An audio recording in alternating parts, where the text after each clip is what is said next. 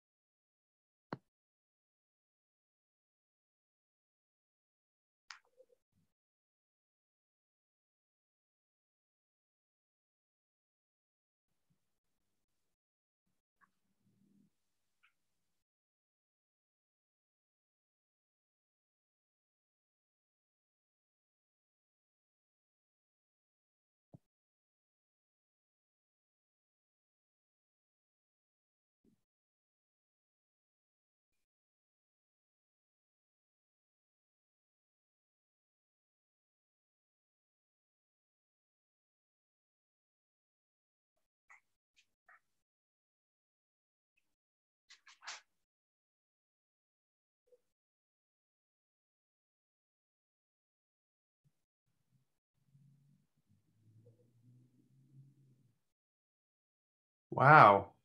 Hi, everybody. I got kicked out there for a minute.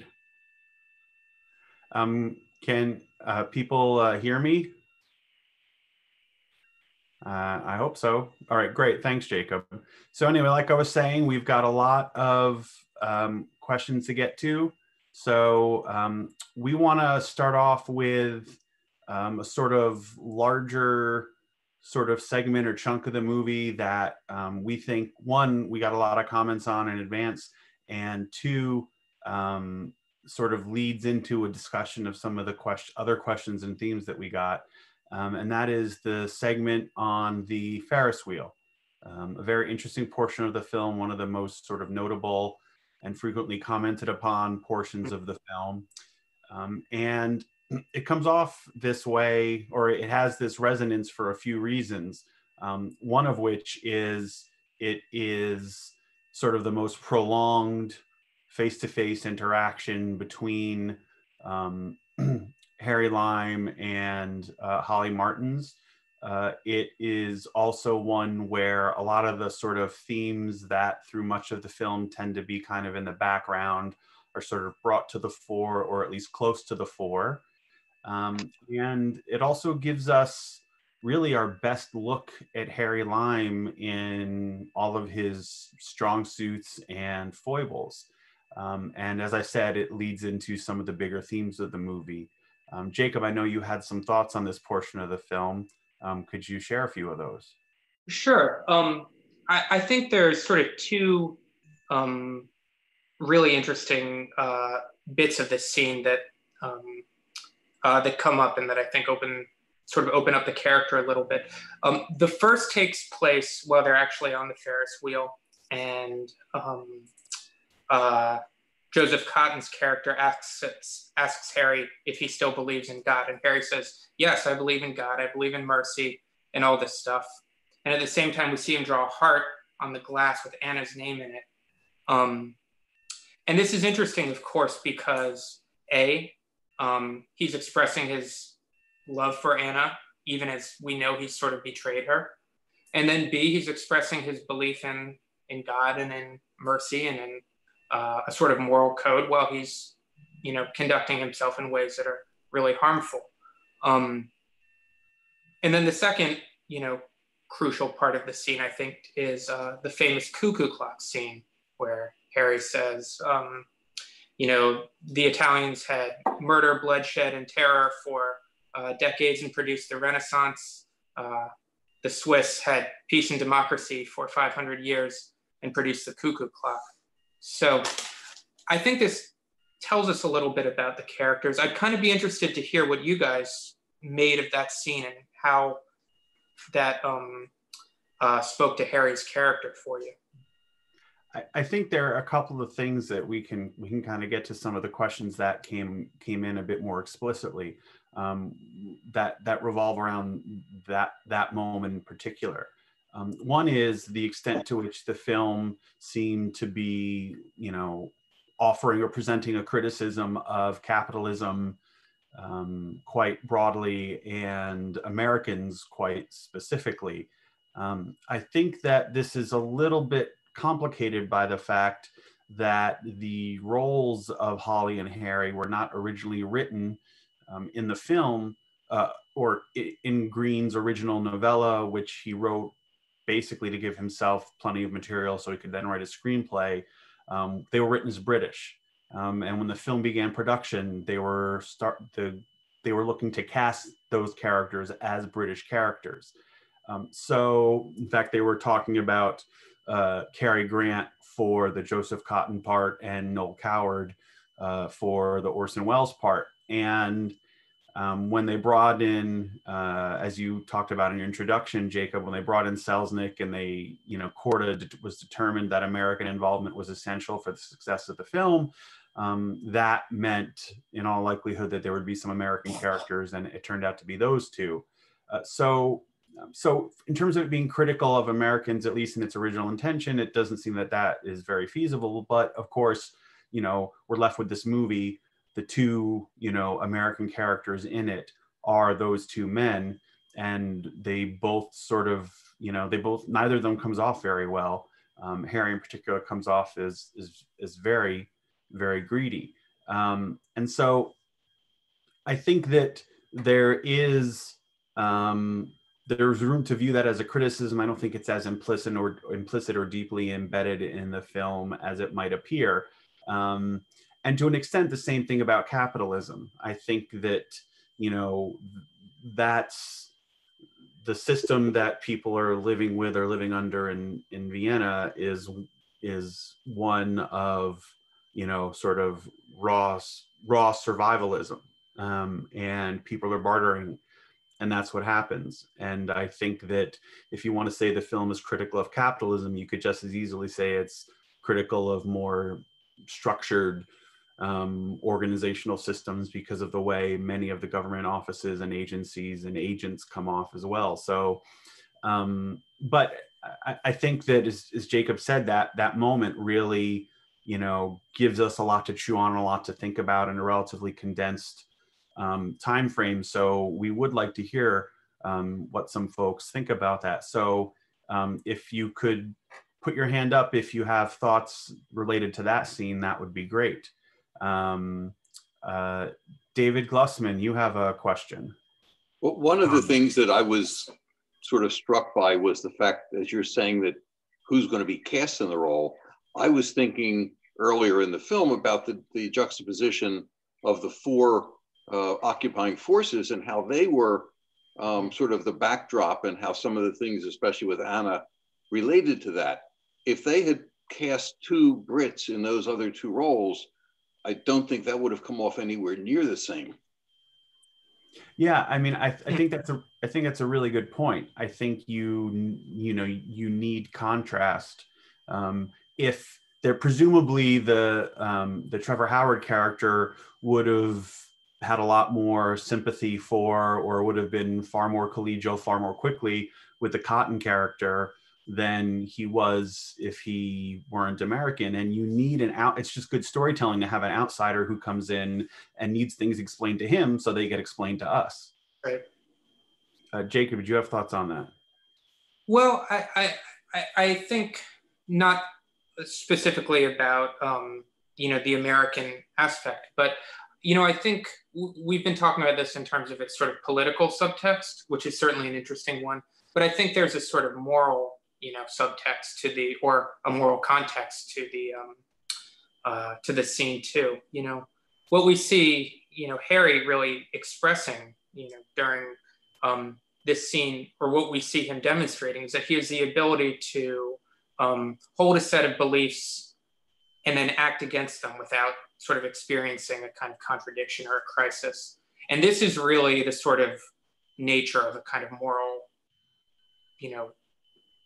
rot, of a moral collapse.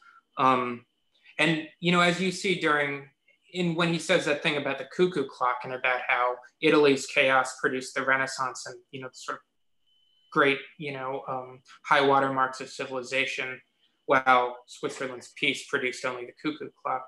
I mean, to me, what it says is that he's saying, well, this is just the march of history. You know, it's not, my individual actions don't impact what happens. Are you saying that the corrupt practices of Harry Lime selling watered down penicillin to children's hospitals don't amount to a hill of beans in that crazy world? Well, that's what Harry's saying. That's what Harry's So, saying, right? yeah. And I think, you know, one of the reasons a lot of people ask why this film has such resonance and why it has gotten has such a tremendous response. And I think one of the answers to that is it's really arguably the first Cold War film. And I think the sort of moral questions that Jacob was just referencing are the sorts of moral questions that would move forward for decades in dozens, if not more, Cold War sort of spy thrillers, that the specific actions of the people in those roles are often quite terrible. And in fact, one of the comments we got over email in the past few days was how this movie doesn't really have a good male character that's much good. Certainly neither of the leads is. And so that sort of question of being able to separate these elements and the question of morality being relative and being conditional on the situation and the scenario and the players is one that, of course, would move forward in both on-screen and real-world Cold War politics. And indeed, many people would say is in some ways thought to be the birth of the postmodern, you know, movement in our culture. This idea that things that had been thought of as absolutes, that there's some movability or mutability to them. But let's hear from some other folks. Roseanne, do you have a comment or question? Okay, James. Hello, yeah. I thought it was interesting when he talked about the dots, you know, disappearing as sort of individual people, disappearing, that you mentioned about sort of the Cold War, but I kind of thought that was more of a reference back to the Second World War, and the way the film is kind of all set in Vienna that's clearly been basically destroyed to all intents and purposes, and that, you know, his sort of morality saying, you know, I can still believe in God, but I can still also accept that some people have to die, or, you know, for in his case my benefit, but I guess, you know, politically it would be for the benefit of a nation. Kind of was looking a little bit back to that as well, what had just happened as well as what was on the horizon. Well, I, in some sense, I agree with you. I mean, certainly we saw that sort of, you know, man's inhumanity to man during World War II in a big way. And that sort of, you know, willingness to treat individuals as an utter and total abstraction. The one place where I would sort of disagree with you, and the reason I sort of think of this as much more of a Cold War film than a World War II film, is because in World War II, in World War II movies, certainly at least, the people who think about people as abstractions are the bad guys. It's the Axis, and the people who think about, you know, those are lives are the good guys.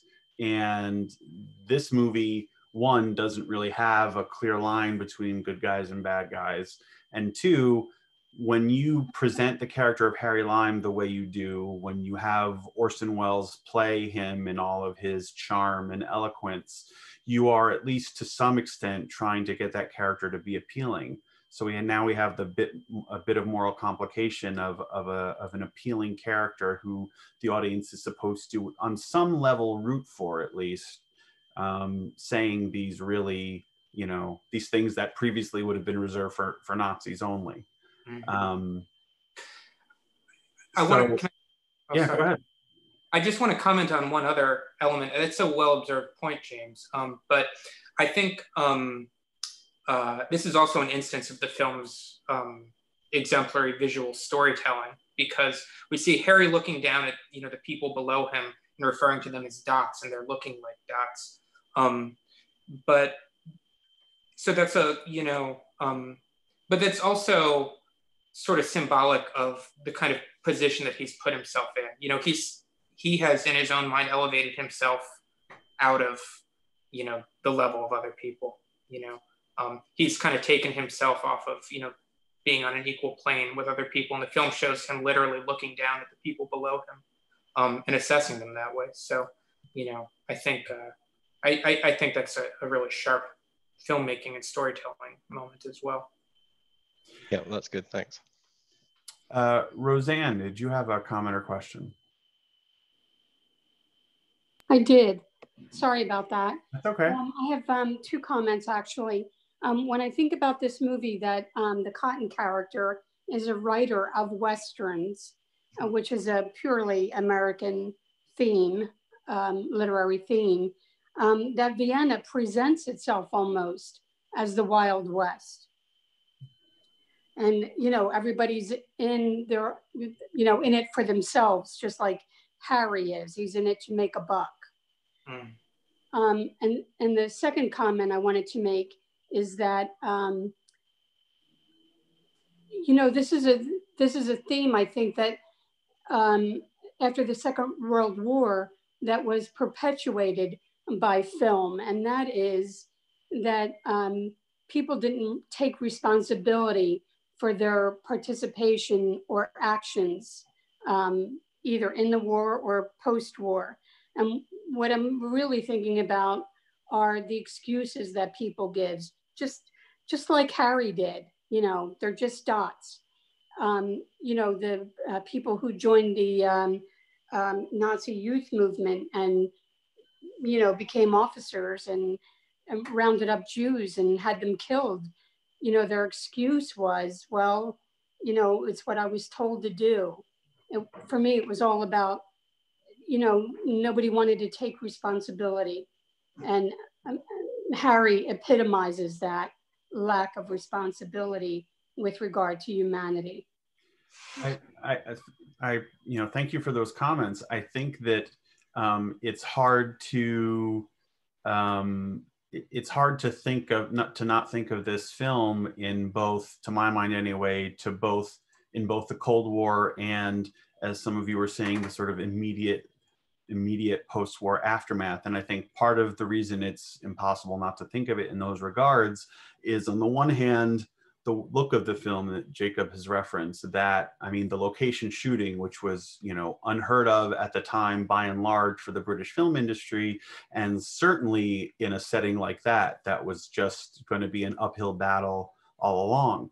I also think some of the players who were involved, to my mind, push me towards thinking about the post-war or the more of the Cold War culture. Graham Greene certainly had his experience in the world of espionage. There's a lot of sort of supposition that he based the character of Harry Lime on Kim Philby, who was a double agent for the Soviets. And so I think the fact that we are, we all watch this movie, and though we have our different sort of interests and perspectives, that we're all sort of brought back to these themes, it is a testament to the strength of the film, because of course they're not talking, directly, manifestly about any of these themes, really. They're talking about these individuals and their relatively small problems in a specific setting.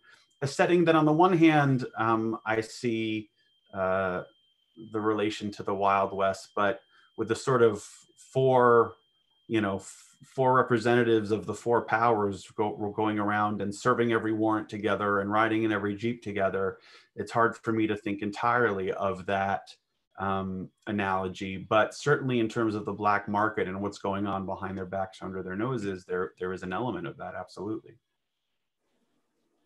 Can I speak to another element of Roseanne's point? I do think the Western theme is an interesting one, though, because there's one element where we think of, the West as this sort of symbolic of this sort of lawless order and stuff. But when we think of the genre of a Western, especially, you know, Westerns as they had been to this point in time, there's this sort of,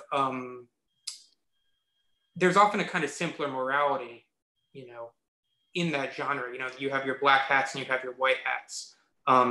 And, you know, interestingly, we see Holly Martin's kind of take on his investigation as if he were a character in one of his own novels. He even, you know, compares his undertaking to a novel that he'd written previously. So, you know, so this is another kind of element of the film, which is how does this sort of character who enters the scene acting like he's in an old-fashioned Western, how does that pan out in a world like post-war Vienna? Yeah, I mean, I think the fact that the character's clearly not super successful, not super sophisticated, despite, you know, at least at some point sort of being on the same track as Harry. And the fact that you're right, not only does he write Western literature, but he writes, you know, these sort of dime or pulp novel versions of Western literature. Literature might even be a stretch. And, you know, if his general naivete upon arriving in Vienna sort of doesn't indicate that he's out of his depth, then sort of thinking about the world he tends to sort of occupy himself with certainly does. And you make a really great point, Jacob, that certainly to this point, Westerns were the realm of the black and white, the black hat, the white hat, the good, the bad. I want to mention just a quick statement for which Graham Greene is very famous. He says, "Life is not a choice between black and white, but black and gray." And I think this film, you know, demonstrates that very well. Some other comments or questions? Lisa. Good evening. Hi. So a couple things. Reaction to the cuckoo clock speech. For me, at first I was confused because I don't associate cuckoo clocks with Switzerland. I associate them with Germany.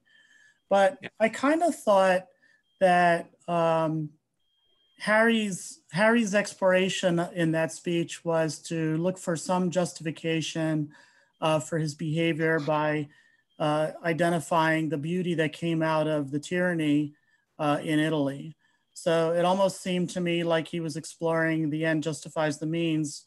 But what confused me is I really don't see what potential positive end comes out of selling tainted penicillin that can harm people. So that really left me kind of in a lurch. I did have something else I wanted to explore, if I may. Go ahead. So the other thing is the ending of this movie was remarkable to me because it struck an incredible resemblance to another film noir picture called He Walked by Night. The ending of this film is shot in the sewers of Vienna, and it's a chase scene. And it pretty much ends the same way it does in He Walked by Night, except that's set in the sewers. The end of that film is set in the sewers of Los Angeles. And I was wondering, because the scenes are so unbelievably identical, I wondered if anyone had any insight into whether one influenced the other, because He Walked by Night is around the same time period as this picture.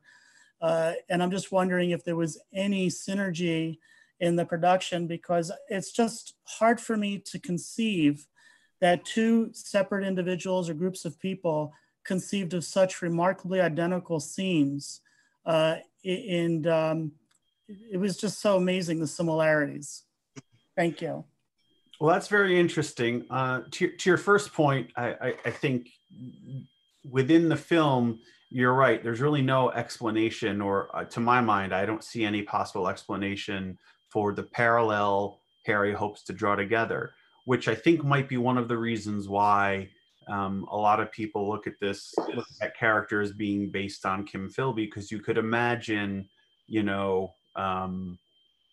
someone who was an agent, a British person who was an agent for the Soviet Union, sort of saying that, you know, yes, there's going to be a lot of suffering, but in the end, there will be this, you know, this great success or this great benefit to so many people, which of course didn't come to pass. But, you know, he would have had some greater good to at least be striving for, where it doesn't seem that Harry does.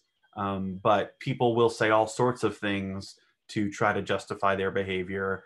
And I believe it's possible that Harry Lime, in a way, like Orson Welles, and it's a tremendous synergy that he's playing him, would have thought that his own triumph or success was worth a few broken eggs. I'm not saying that Orson Welles thought it was okay for kids to get bum penicillin.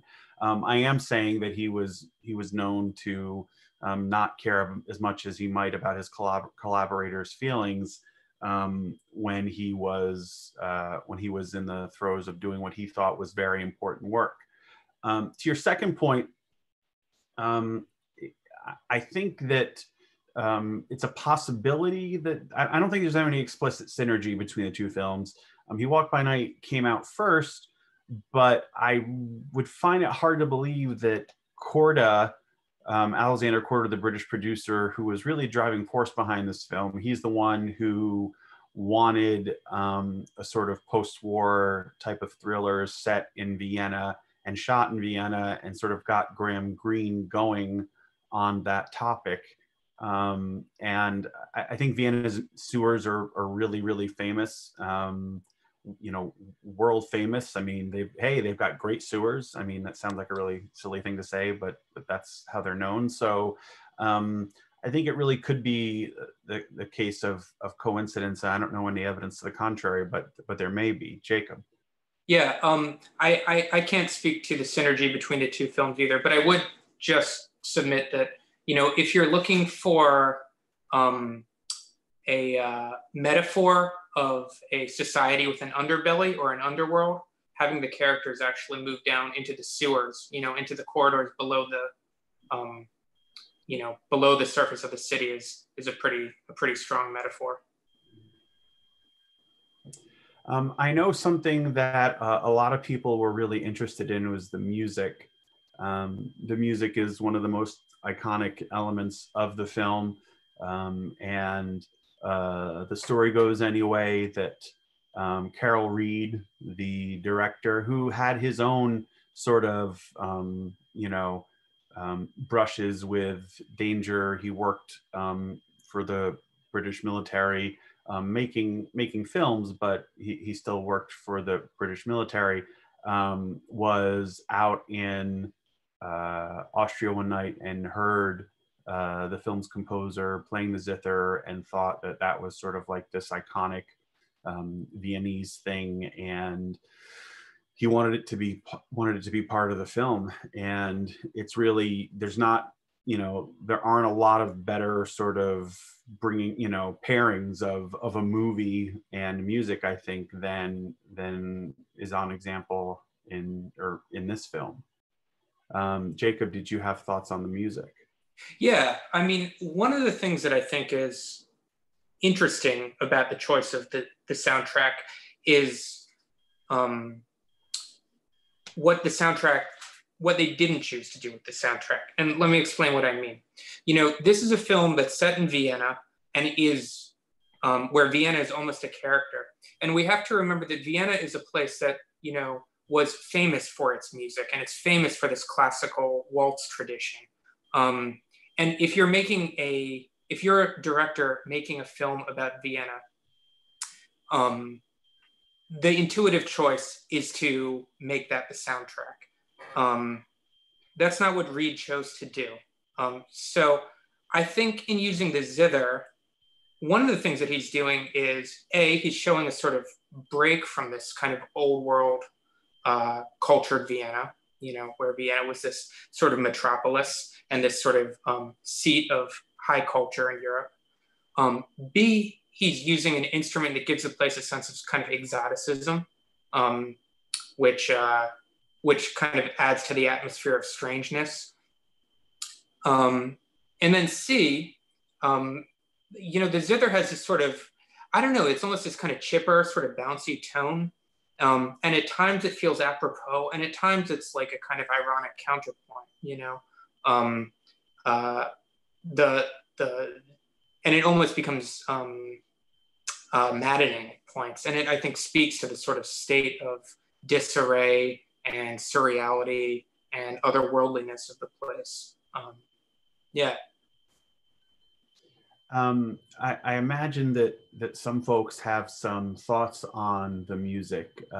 Dana, is that where your comment or question lies?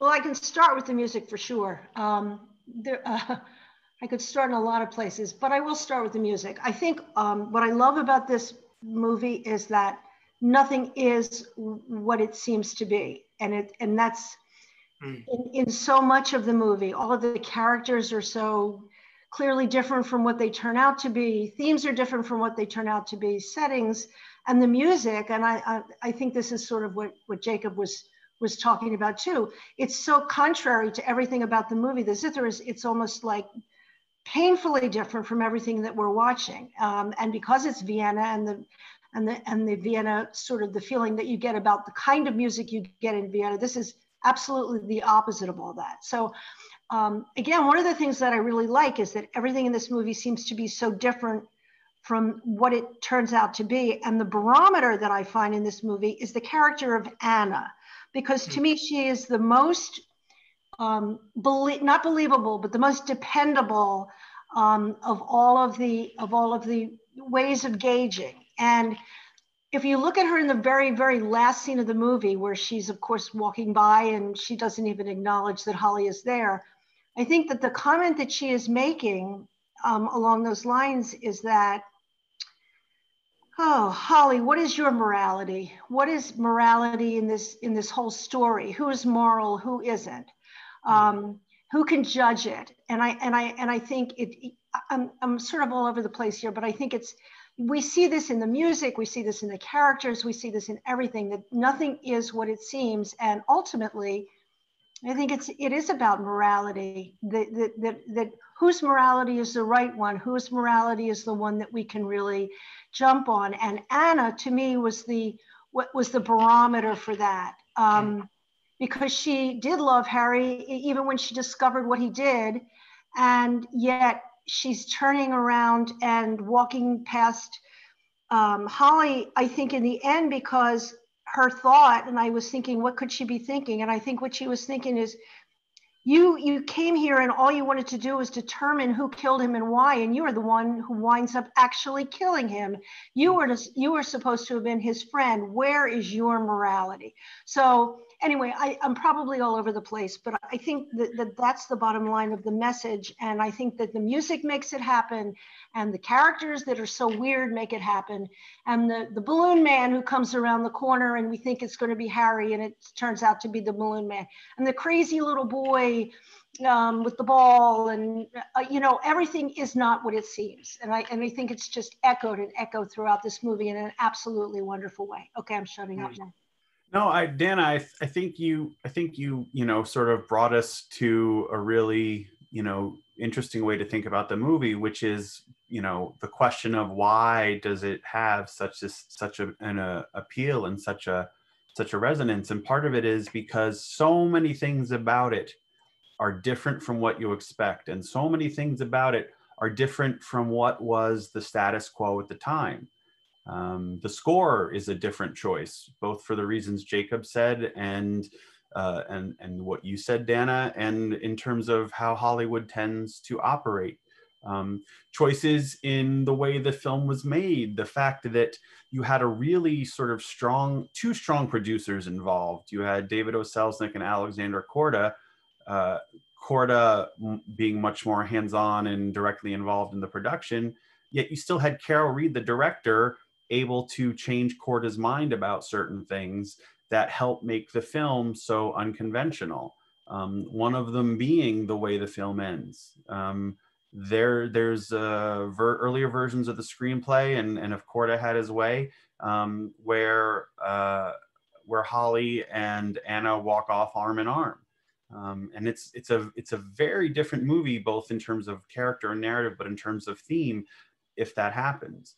And A lot of people, we have questions about the differences between the US and British versions. Selznick was, probably very upset that he couldn't be more hands-on than he was. He did things like took the voiceover from the beginning that was actually recorded by director Carol Reed and changed had Joseph Cotton do it, which doesn't even really make sense within the world of the film. And so, there's a lot of things that happen in this movie, or a lot of the things about the way it's made, to the characterizations, to the morality, the notion that, a Western film, a European or American film at this time, is going to have multiple moralities and questions about, whose morality gets to sort of triumph. In 1949 in and of itself is a departure. The fact that even though it's Orson Welles in 1949 that he supposedly gets to contribute to the screenplay, that speech that we've been talking about the cuckoo clock, Greene always insisted that came from Welles. So there's a lot of ways in which this movie breaks rules, and that's obviously part of its appeal. Let's see.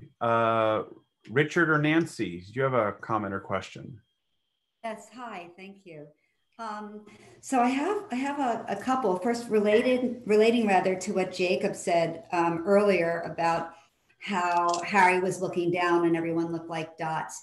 I just wanted to comment, I think that stylistically, much of the characters, the rest of the characters were shot at a low angle, kind of to increase their own monumentality, which was just an interesting contrast. So I was wondering if you could speak to that. If I may, I'll just throw a few things at you. In terms of the music, it struck me that there was just a lone instrument. The zither was literally the only instrument playing, which kind of, to me, or for me, added to Holly's sense of isolation. And then there were just two other quick comments, please. There was just a conspiratorial tone to the entire film. And a lot of that was, again, for me, increased by the townspeople, the close-up of the townspeople looking out their windows as if everyone is in on this coup, but Holly. And then there was just one more comment, but I don't want to add too much. So okay. Thank you. Thank you. Well, you brought up a few points that were raised in some of the email questions. I like the sort of way you summed up a lot of elements in that phrase of sort of the conspiratorial sort of tone or look of the film.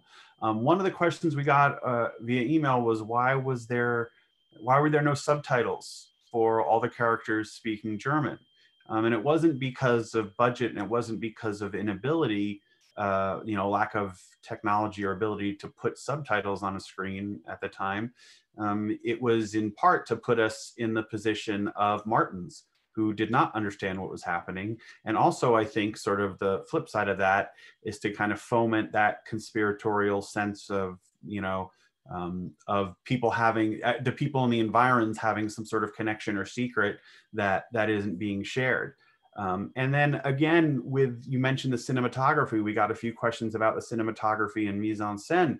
Cinematography is everything having to do with the camera, and Jacob, talked about the single most important element of that in his introduction, the canted angle or the Dutch angle, which is basically when in the vast majority of shots in narrative filmmaking, the camera is parallel to the surface it's set on. If it's on a floor, it's flat in the same way the floor is. The canted angle or Dutch angle says no to that and has it at a tilt, a sort of horizontal tilt, to make it not parallel to the surface it's on.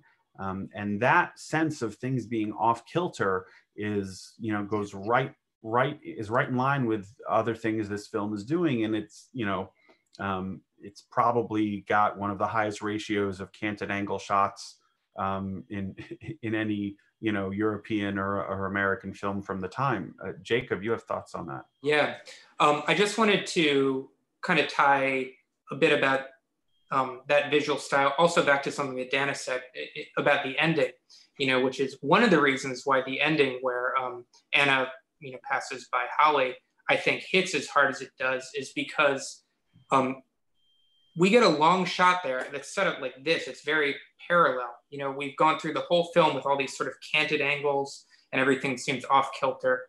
And towards the end, we get this like sort of symmetrical shot, and you sort of have the feeling and the expectation that things have kind of, you know, what that says visually is things have sort of righted themselves. They've sort of gone back to order.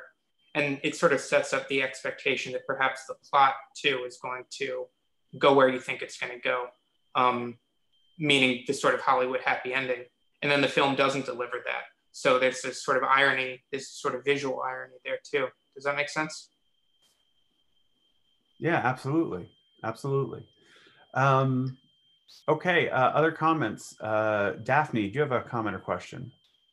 Yeah, I was interested in that last shot where Anna's walking down the lane, because I thought it was such a different view also in that it was daylight and it was kind of wistful. Like for a long time, we don't actually exactly know, like you're saying with the angles. I didn't pick up on the angle part, but we didn't know exactly how that was going to end. And like, I wanted to be there. I wanted to be on that street watching the lady walk down to see if the guy gets her or doesn't get her. And it kind of reminded me of, I don't know much about Austrian art. I know more about Hungarian art, that sometimes Hungarian art of the sort of just before World War II was like doing a scene and you didn't know exactly, you were kind of curious about the characters. And it did seem like a painting to me where you wanted to know. I just wanted to be there at that minute and see what was going to happen. Yeah, well, one reason you sort of had that feeling was it's a really, really long take, right? It's long in duration. And while obviously, I shouldn't say obviously, while shots in the 40s and 50s tended to be of longer duration in movies just as a rule than they are today, that was really, really long. And in fact, Cotton said he kept waiting for Reed to say cut. And Reed just wouldn't. He just let it keep going, you know, even longer after Anna walked past the camera. And so part of that is sort of, you know, it's something I always feel in Stanley Kubrick's movies, that he has these long sort of steady shots, and this is a long stationary shot, and it's almost sort of like, you know, you're sort of saying to yourself, what's going to happen? Something has to happen already. And for the movie at the time, especially when we're expecting that woman and that man to somehow at least acknowledge each other, but probably, if we're following patterns of the time, somehow walk off together, that doesn't happen. And so that confounding of expectations, the fact that as you mentioned, that it's pretty bright when most of the movie is not bright. It's during the day when most of the movie's not during the day. You see trees, you know, even though they're sort of, you know, leafless trees, you see trees when typically you've been in very, you know, explicitly urban and settings. So there's a lot of ways in which it's a contrast from the rest of the film. The one way I think it's consistent is that it defies the sort of expectations and standards of the time. Let's see, we have, let's start Alan Miller, comment or question. I have a question. In the scene where Holly Martin, you hear the gunshot and then he comes out of the sewer. Do we know if he shot Harry or Harry shot himself? Well, we only know what we see, and we only know what is sort of suggested to us.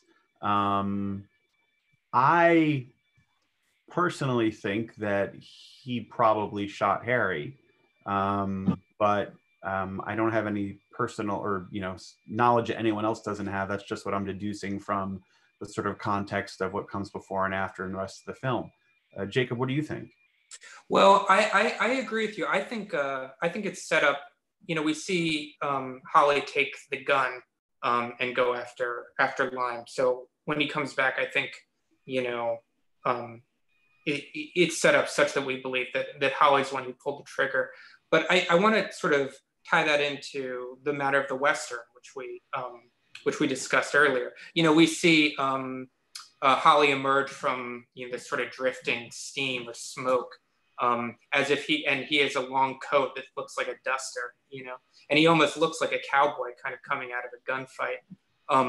But what's curious is that it's this sort of inversion of the Western narrative that he's kind of initially puts himself on. He begins the adventure as if he were, he talks about himself as a cowboy who's going off to prove his friend's innocence. At the end, we have this resolution, which sort of quotes like the imagery of the Western, but instead of saving his friend, he's the one who's shot his own friend. So it's a sort of ironic twist of this sort of Western setup that we get a little bit at the beginning. Yeah. It is, and of course, like in the rest of the movie, it's not even something that Holly can sort of fully do correctly or do sort of in a way that will allow him to sort of recapture his own independence, right? Because I think the look on Lime's face sort of lets us know that he's kind of, at least open to what Holly's about to do. And so even in that regard, I can imagine under no circumstances is it easy to shoot someone who's been your friend for decades, but I imagine it's a little bit easier when the guy's eyes are practically begging you to do it. So he can't even sort of get the kind of moral credit for making a hard decision, for putting down this corrupt creature, because in some way the corrupt creature kind of was ready for it or preferred it to what might await him if he were to make it out of the sewer and be captured by the authorities. So it's sort of another way. I mean, he was never going to get Anna to stop and acknowledge him no matter what he did by that time in the film. But he also lost to my mind, any sort of claim for a sort of moral clarity was diminished by that anyway. Alan Reich, you have a question or comment? I do. I love so much of this film and so many aspects of it. It's really hard to decide where to begin, but I want to go back a little bit to the Anna character. And from the very beginning, she so reminded me of the Ingrid Bergman character in Casablanca, but not just the character, her delivery and her style reminded me of Ingrid Bergman. And this was 7 years after Casablanca. I don't know whether they trained in similar schools or it was just a coincidence. And I just loved the way the canted film angle and the music came together to raise the suspense of the movie, although there were times that I felt the music was a little distracting and a little too loud, and I missed some of the dialogue. But other than that, I really was able to forgive that because I loved it so much. Well, thanks for that, Alan. I don't think there's any sort of direct connection between Ingrid Bergman and Valley as they, in terms of training or anything like that. Valley was under contract to Selznick, even though she was not an American actress. She was under contract to Selznick and was one of his sort of contributions to the film. So she was, sort of, being trained and working in that Hollywood style. And as we all know, sort of, Hollywood had its ideas about what certain stars should look like and certain types of characters should look like. And we can imagine that it had a sort of mold for European brunettes or something like that. So I think that might be part of what you're picking up on. I do think the characters in the film, though, are styled very differently. I think they're supposed to be in different circumstances and of different classes. And so I think there is some difference to the styling. but I think that there are some general similarities in the way that Hollywood sort of put stars in, or actors it was trying to turn to stars into sort of certain categories or molds and kind of handled them the same way. I do think the comparison to Casablanca is an interesting one, because the two movies do have certain things in common. We talk about kind of, these overarching layers of government, and underneath there's this kind of Wild West free kind of, barter system of questionable morality fueled by desperation and uncertain times and things like that. There certainly are, and I think that there certainly are some similarities. And I think that one of the differences between 1942 and 1949, one of the differences between a Hollywood film and, a more European sort of, sourced film, I guess, for lack of a better term, is the difference in the degrees of immorality or the grayness that we will tolerate in our protagonists. Certainly Rick Blaine in Casablanca has some, gray areas to his morality, but they're not very wide, and they certainly don't overtake his larger moral compass. The same can't necessarily be said for certainly the Lime character in this movie. Let's see. Richard Chait, did you have a question or comment?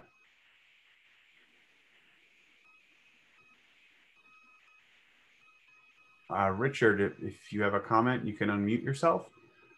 Otherwise, can you hear me now? Yes, we can. Okay. Two things. One, Graham Greene did the voiceover at the beginning, which really set the scene, which I thought was good. When I first saw the movie, unfortunately, I was much younger. It was on television with commercials. But for the first half hour, I thought that Harry Lime was a good guy. And you don't determine he was a good guy until the police officer shows him all the bad things he was doing. I mean, you don't really know. And you get the sense of suspicion about him, I think pretty early on. But of course, you said you saw this when you were a kid, and I don't know that, if I were thinking about it when I was a kid, I would have picked up on the sort of subtleties. Jacob, what were you going to say? Well, I mean, I think it's interesting because that's what Holly's perspective is too, through the first section of the movie, even though we're getting sort of exposition and information from some of the secondary characters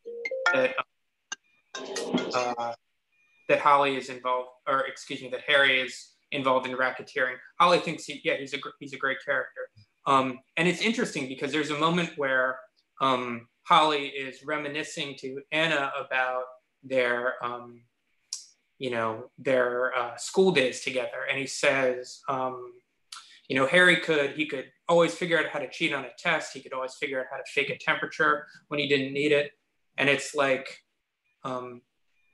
you hear that and you think, yeah, it's not a hard stretch to imagine a person who would do those things could go on to become a racketeer. But for Holly, he can't put those together. So, I mean, I think kind of going through the first bit of the film, inclined to be sympathetic or to like Harry is kind of putting us with the perspective of the protagonist. Yeah. Yeah, I agree with that. I mean, I think we are given reason to be a little more suspicious, but of course we don't have the benefit of the decades of personal knowledge. So, I mean, it's also, there's a classic sort of thriller plot, which is, the sort of wrong man, the man who's been wrongfully accused of a crime, and he has to have his and his name needs to be clear. Hitchcock got a little bit of mileage out of that. So, so we're set up with this sort of expectation, this sort of genre expectation. And part of the power of the film is the way it sort of sets us up for that and then proceeds to divert us. Yeah. Yeah, it's another expectation that's subverted. Absolutely. Kathleen, you have a question or comment? Okay. Thomas, do you have a question or comment? Yeah, I wanted to talk about Harry's morality to the extent he has it. Jacob at the beginning had referenced that moment where he says he believes in God and mercy and all that stuff. And then he draws in the window Anna's name and a heart. And I think Jacob had said that to some extent he does believe in those things, but he's acting otherwise. I read that a little bit differently. It seemed to me he was just mouthing the words about God and morality, but he really did have some genuine love for Anna. And you certainly see that when he sees her with Holly and she warns him away. And I'd add, it seems to me that he has some, even though he threatens basically to kill his friend at a certain moment and draws back, it seems to me he does have some affection for Holly. He invited him there. I think he does have a genuine hope he can persuade him to work with him and they can join together. So there's some, those are the smallest bits of humanity I can see. And I would, you could add also in the moment when he knows he's going to be killed, there's some genuine connection there. Yeah, I mean, I think that I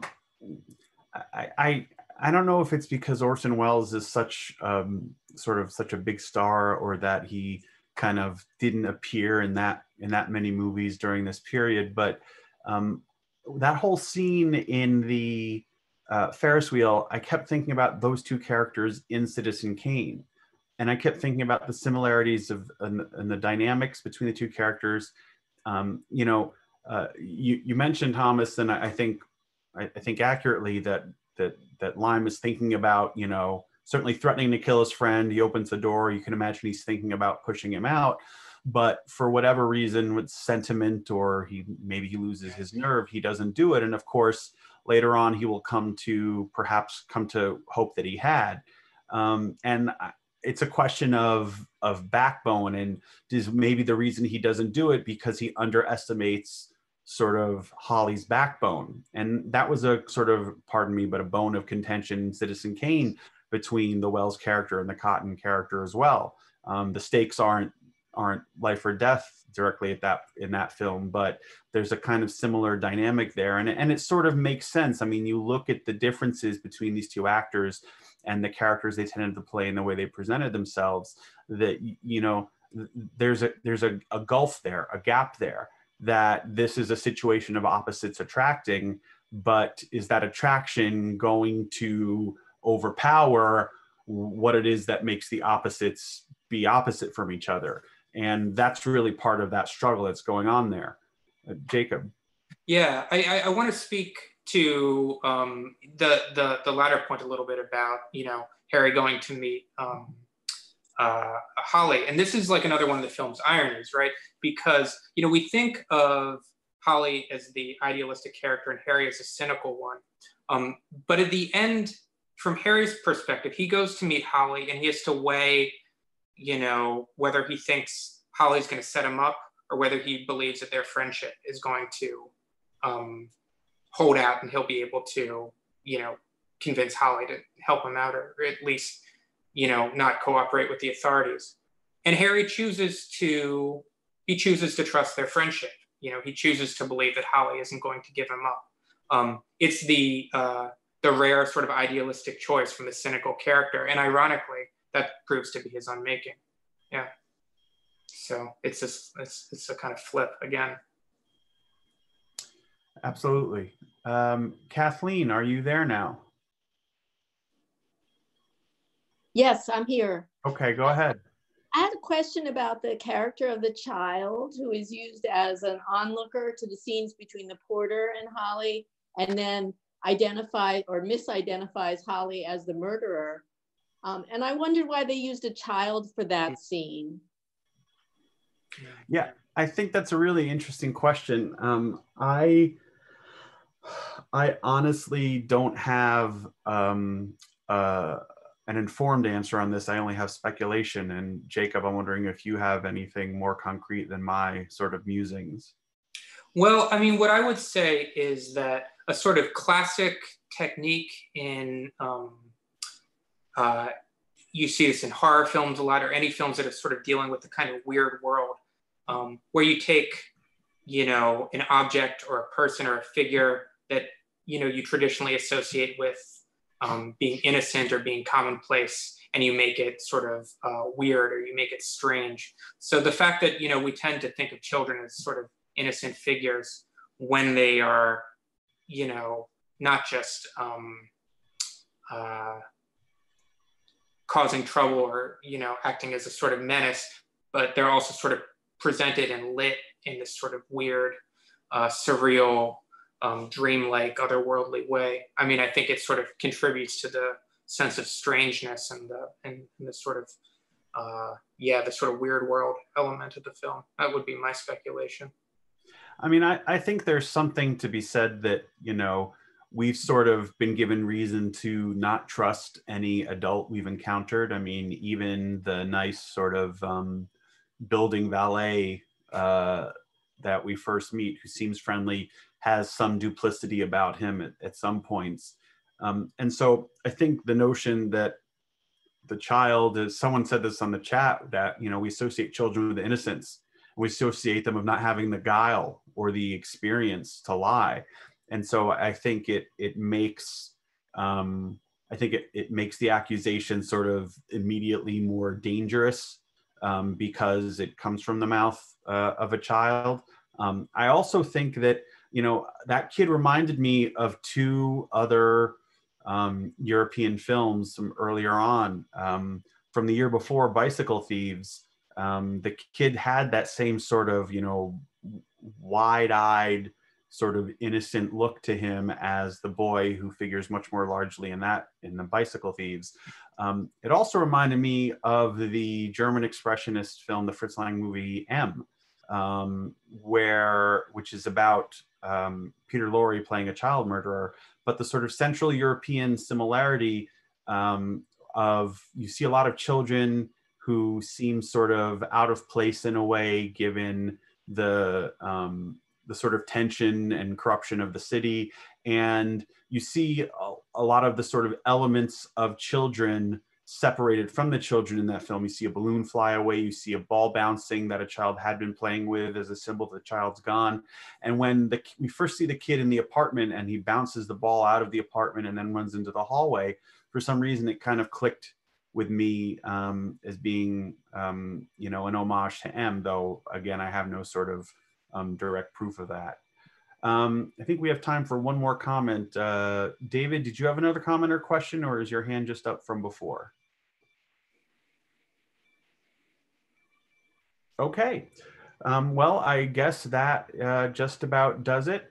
Gus, did you have a comment or question? Yeah. Okay.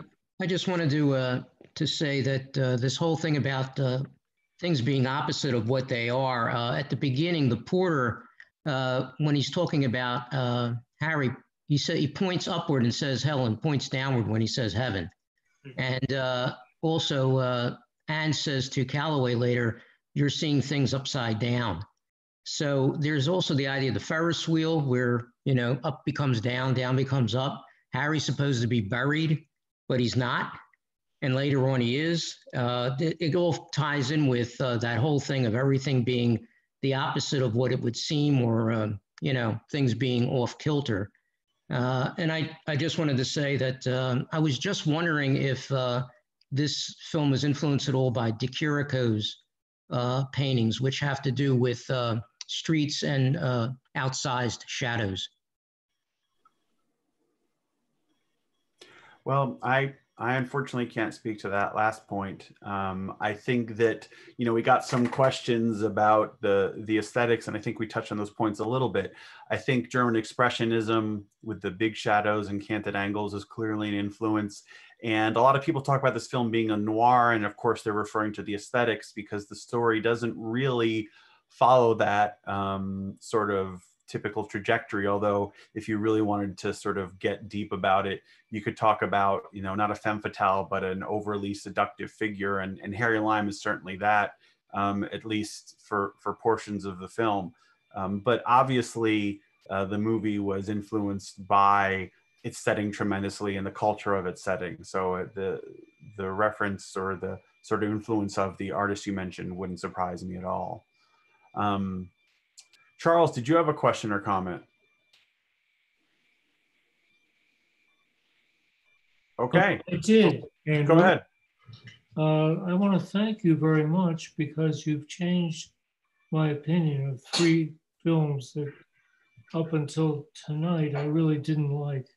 One was Night of the Hunter, which I disliked greatly, but I kind of like it now, especially the scenes of Robert Mitchum playing E.T. in the bicycle. The second film is The Ambersons, which I always thought was second-rate Wells, but he was at the time in Latin America with Rita Hayworth, and who can blame him for doing something kind of... And your point about tonight's movie. Tonight's movie, I was getting to that.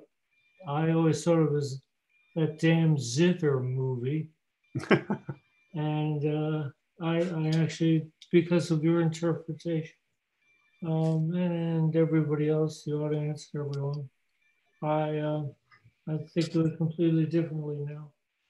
So those movies, Rocky, I always liked.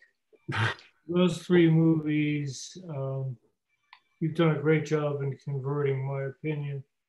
Well, thanks very much, Charles. We appreciate it. I think your point about Ambersons is an interesting one related to this film because we got the question sort of about Wells's involvement, because he's really just an actor for hire here, and an actor who's clearly hired for his name and his celebrity, much more so than for, being his talent being essential to a major part of the film, because while he's wonderful, don't get me wrong, he's not in the movie all that much. And this is an early phase of Wells's career that he would return to time and time again, which is he'd been kicked out of Hollywood. As Charles just mentioned, when Ambersons was not quite done, at least with post-production in 1942, he went to South America. He said ostensibly to scout locations for his next film, but Rita Hayworth might have had something to do with it. And that so irked RKO, his studio at the time, that they weren't interested in renewing his 2-picture contract. And he was seen as a real sort of maverick, and the rest of Hollywood wasn't interested in working with him. So he basically started out what he would end up being for most of the, this next several decades of his career, an independent filmmaker. And part of being an independent filmmaker was getting money for his productions. And one of the ways he did that was he was still quite a name. He would appear as an actor for hire in films. And this is when he was doing this so he could have money for the film version, his film version of Othello. So that's how he came to be in this movie. And that's how he came to be in pretty much all of the movies that he quote unquote only acts in. He needed a job. It's also how he ended up doing wine commercials toward the end of his life. But anyway, thanks very much, everybody, for your interest and attention. We appreciate your engagement with us here at Bryn Mawr Film Institute. We hope you get our weekly emails, because on Thursday you'll find out what the next movie we'll be discussing a week from tonight will be.